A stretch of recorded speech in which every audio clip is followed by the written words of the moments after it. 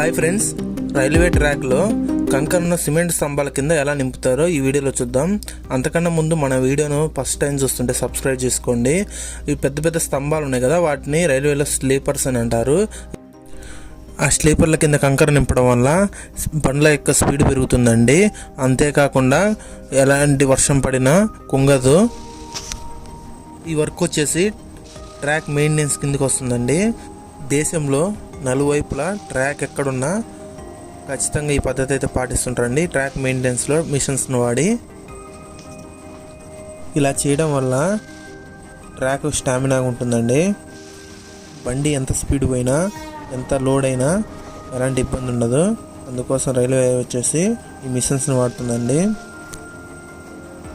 మరిన్ని వీడియోస్ కోసం సబ్స్క్రైబ్ చేసుకోండి. జై హింద్, జై భారత్.